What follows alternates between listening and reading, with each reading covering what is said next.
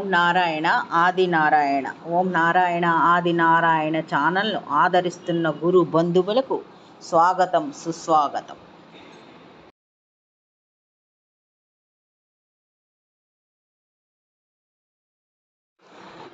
ఓం నారాయణ ఆది నారాయణ. ఓం శ్రీ భగవాన్ వెంకయ్య స్వామినే నమః. ఆశ్రిత జనరక్షకుడు, దేనజన బాంధవుడు శ్రీ భగవాన్ వెంకయ్య స్వామి వారి పాద పద్మములకు నా ప్రణామములు. సమస్త సగుణ రూప నిర్గుణ రూప గురుదేవుల పాద పద్మములకు నా నమస్సుమాంజలి. ఈనాటి అవధూత వైద్యం శీర్షికలో కొంతమంది భక్తుల అనుభవాలను స్మరించుకుందాం. వీరి పేరు చిట్టేటి రమణయ్య, తలుపూరు. వీరు 1975 సంవత్సరం. ఆ ప్రాంతంలో ఆ సంవత్సరం 1975 ఆ ప్రాంతంలో వీరికి చంకల్లోనూ మెడ కింద ప్రక్కలందు శరీరం అంతా గడ్డలు వచ్చాయి. పొదలకూరు కలిచేడు డాక్టర్ల వల్ల నయం కాలేదు వీరికి. తలుపూరు ఆసుపత్రిలోని ఎన్ రామమూర్తి గారని ఒక పేరు ప్రఖ్యాతులు ఉన్న ఒక డాక్టర్ గారు ఉన్నారు. ఆ పేరు ప్రఖ్యాతులు విని అతని దగ్గరకు కూడా వెళ్ళారు.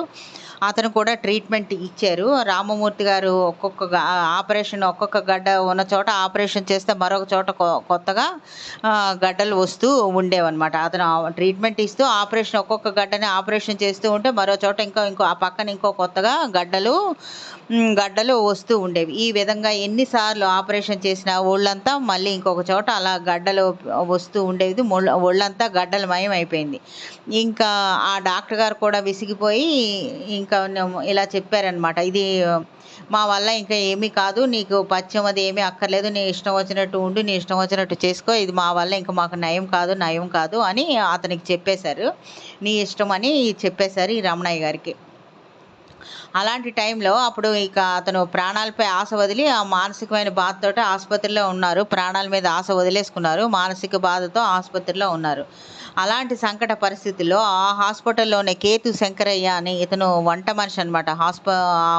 హాస్పిటల్లో వంట మనిషి. అతను వీరిని స్వామివారి దగ్గరకు తీసుకొని వెళ్ళారు. అప్పుడు శ్రీ భగవాన్ వెంకయ్య స్వామి వారు తలుపూరులో శ్రీ సోమేశ్వర స్వామి దేవస్థానం దగ్గర ఉన్నారు.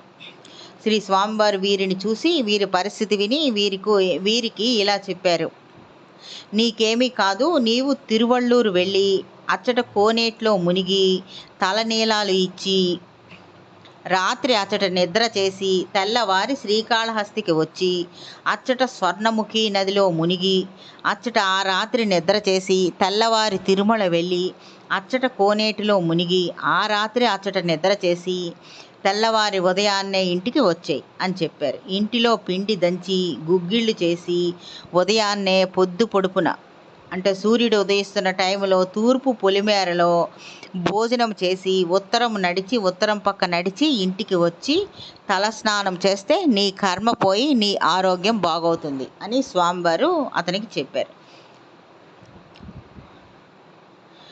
ఇతను నిరుపేద, ఇతని దగ్గర డబ్బు కూడా లేదనమాట. శ్రీ శంకరయ్య గారే డబ్బులు ఇచ్చి వీరిని స్వామివారు చెప్పినట్లు చేసి రమ్మని పంపించారు. ఈ శంకరయ్య గారు అతనికి డబ్బులు ఇచ్చి ఇవన్నీ కాళహస్తి, తిరువళ్ళూరు, తిరుపతి ఇవన్నీ వెళ్ళడానికి ఇతనే డబ్బులు ఇచ్చి పంపించారు. అతని దగ్గర డబ్బులు కూడా లేవు.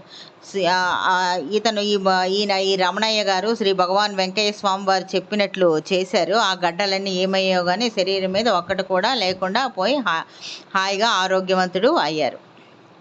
ఆ తర్వాత ఇవన్నీ ఇతనికి పూర్తిగా తగ్గిన తర్వాత ఆ గడ్డలన్నీ పూర్తిగా నివారణ అయిన తర్వాత ఇతను డాక్టర్ గారి దగ్గరికి, రామమూర్తి గారి దగ్గరికి వెళ్ళి ఈ విషయం అంతా, స్వామివారి విషయం అంతా అతనికి వివరించి చెప్పారు. అందుకు డాక్టర్ గారు ఎలా అన్నారు, నీకు దేవుడే డాక్టర్ అయినాడు, ఇక నీకు ఎటువంటి భయం లేదు అని స్వామివారి గొప్పతనాన్ని, మహిమాన్వత్వాన్ని ప్రణమిల్లారు. మహిమాన్వత్వానికి, గొప్పతనానికి స్వామివారికి మరొకసారి వారిద్దరూ ప్రణమిల్లారు. ఇంకొక లీల. ఈ ఫోటో ఇప్పుడు ఇతని పేరు పార్థసారథి గారు. వీరు తమిళనాడులో ఉంటారు. వీరి పేరు పార్థసారథి గారు. వీరు తమిళనాడులో ఉంటారు. చెన్నైకి దగ్గరలో నేమం అనే గ్రామానికి చెందినవారు వీరు. వీరి యొక్క అనుభవము ఇలా ఉంది. వీరు నేమం అనే గ్రామంలో గ్యాస్ సిలిండర్లు ఆటోలో వేసుకొని హోమ్ డెలివరీ ఇచ్చే ఉద్యోగం వీరిది. ఈ విధంగా జీవనం కొనసాగిస్తూ ఉండేవారు. ఒకరోజు అంటే 2018 ఆ ప్రాంతంలో వీరు బంధువుల ఇంటికి భోజనానికి వెళ్ళారు. వెళ్ళి అక్కడ భోజనం చేసి వచ్చిన తర్వాత ఏమైందో తెలీదు గానీ అస్వస్థత చెందారు. మతిభ్రమించి పిచ్చి పట్టింది. ఎక్కడెక్కడో చూపించారు. కానీ నయం కాలేదు. వీరికి ఇంటికి దగ్గరలో ఒక గురూజీ ఉన్నారు. ఆయన పేరు కుమారస్వామి. అప్పటికి ఆయనకు ఒక 50 సంవత్సరాలు ఉంటాయి ఆ గురూజీకి. వారు తెల్లవారుజామునే 3 గంటలకి అమ్మవారి పూజ చేస్తారు. అప్పుడు ప్రశ్నలు అడిగితే కూడా చెప్తారు ఆ 3 గంటలప్పుడు. ఈ విధంగా వీరు వెళ్ళి ప్రశ్న అడిగారు. అప్పుడు ఆయన ఈ విధంగా అప్పుడు వీరు తెల్లవారుజామునే వీరు వెళ్ళి ఆ గురూజీని ప్రశ్న అడిగారు. ఆ గురూజీకి అమ్మవారు చెవిలో చెప్తారంట సమాధానం అంతా. అదేవిధంగా ఆయన పూజలో చాలాసేపు ధ్యాన నిమగ్నులై ఉన్నారు. తర్వాత వీరికి చెప్పారు, అయ్యా, భగవాన్ శ్రీ వెంకయ్య స్వామి అనే మహాత్ముడు నెల్లూరు దగ్గర గొలగమూడిలో సమాధి చెందారు. నీవు అక్కడికి వెళ్ళి 6 నెలల పాటు అక్కడే ఉండాలి. తిరిగి అతని ఆజ్ఞ తీసుకొని అక్కడ నుండి ఊరికి రావాలి అని అమ్మవారు చెబుతున్నారు. కాబట్టి నువ్వు గొలగమూడి వెళ్ళి 6 నెలల పాటు అక్కడే ఉండి వారు ఆజ్ఞాపించిన తర్వాత నువ్వు తిరిగి రావాలి అని ఈ గురూజీ చెప్పారు వారితో, ఈ పార్థసారథి గారితో. వీరికి నమ్మకం కుదిరి గురూజీ మాట మీద గొలగమూడి వెళ్ళారు. అక్కడ పెసల సుబ్బరామయ్య మాస్టర్ గారి ఆశ్రమంలో అంటే సాయి మాస్టర్ నిలయంలో ఒక 6 నెలల పాటు అక్కడే ఉన్నారు. వీరికి మతిస్థిమితం సరిగ్గా లేకపోవడం వల్ల ఎప్పుడంటే అప్పుడు బయటికి వెళ్ళి వస్తూ ఉండేవారు అనమాట. సుబ్బరామయ్య గారు సార్ ఆశ్రమంలో ఏంటంటే 10 గంటల తర్వాత ఎవరు బయటికి వెళ్ళకూడదు, లోపలికి రాకూడదు అని నియమం. కానీ వీరికి మతిస్థిమితం లేదు కదా, వీరు ఎప్పుడంటే అప్పుడు వస్తూ ఉండేవారు. వీరి పరిస్థితి చూసి మాస్టర్ గారు కూడా ఏమీ అనేవారు కాదు. అలా 6 నెలలు గడిచిపోయాయి. వీరి ఆరోగ్యం బాగా చక్కబడింది. పిచ్చి పూర్తిగా నయమైపోయింది వీరికి. శ్రీ భగవాన్ వెంకయ్య స్వామి వారు వీరికి ఒకసారి స్వప్న దర్శనం ఇచ్చి ఇలా అన్నారు, అయ్యా, నీకు ఆరోగ్యం చక్కబడింది, మేలు చేశాను, నీవు ఇంటికి వెళ్ళవచ్చు, కానీ నెలకి ఒకసారి ఇక్కడికి వచ్చి దర్శించి వెళ్ళాలి అని చెప్పారు స్వామివారు. వీరు అలాగే అని స్వామివారికి నమస్కరించుకొని వీరు ఊరు వెళ్ళారు. మరలా వీరు గొలగమూడి వెళ్ళలేదు. 4 నెలలు గడిచింది. మరలా పిచ్చి మొదలైంది. పరిస్థితి మొదటికి వచ్చింది. దాంతో వీరు మరలా గురూజీ దగ్గరికి వెళ్ళి ఆ తెల్లవారుజామున 3 గంటలప్పుడు వారు పూజలో ఉన్నప్పుడు వీరు వెళ్ళి మళ్ళీ ప్రశ్న అడిగారు.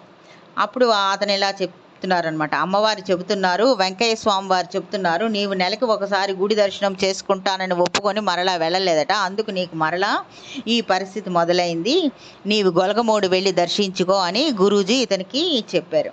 తర్వాత శ్రీ భగవాన్ వెంకయ్య స్వామి వారిని దర్శించి స్వామివారికి వీరు ఇలా మొరపెట్టుకున్నారు, స్వామి, ప్రతి నెల రావాలంటే నాకు చాలా ఇబ్బందిగా ఉంటుంది. నేను ఒకరి దగ్గర పనిచేస్తున్నాను.